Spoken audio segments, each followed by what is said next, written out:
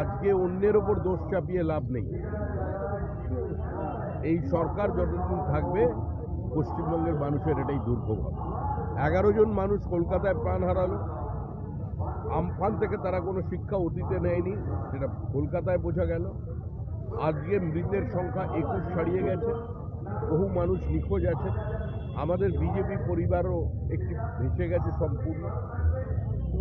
এই পরিস্থিতির মধ্যে আমরা আছি।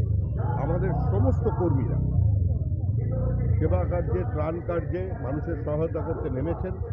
প্রধানমন্ত্রী প্রতি মুহূর্তে খবর রাখছেন। বিপর্যয় মোকাবেলায় সরকার ব্যর্থ।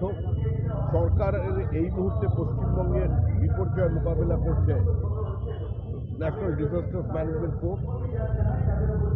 ইন্ডিয়ার তারা কাজ করছে কয়েকটা টিম। স্বরাষ্ট্রমন্ত্রী টুইট করে জানিয়েছেন আরও ফোর্স রেডি আছে, সর্বপ্রকার সহযোগিতা করা হচ্ছে।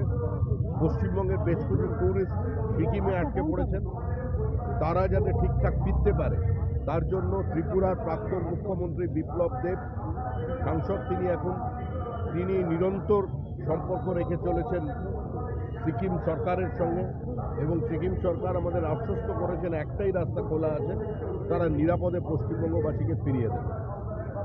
এই পরিস্থিতিতে দাঁড়িয়ে চলছে। আমি নিজে কাল সকালবেলা আমি যাচ্ছি উত্তরবঙ্গে। আমাদের উত্তরবঙ্গের মানুষ আশীর্বাদ করেছিল।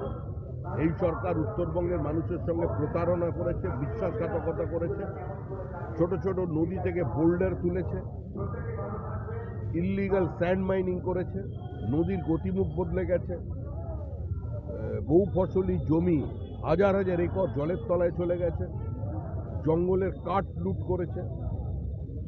তো এদের কাছ থেকে মানুষের কোনো প্রত্যাশা নেই, আমাদেরও কোনো প্রত্যাশা নেই, ভরসা নেই সরকারের ওপরে। আমরা কর্মীদের বলছি পাশে দাঁড়াতে। সমস্ত সাংসদ বিধায়ক আমাদের যারা আছেন উত্তরবঙ্গের এবং আমাদের পুরো দল আজ থেকেই এই ত্রাণ কার্যে নেমে পড়েছে। অভিষেক বন্দ্যোপাধ্যায় তৃণমূল কংগ্রেস কর্মীদের নির্দেশ দিয়েছেন পাশে থাকার জন্য, কি বলবেন?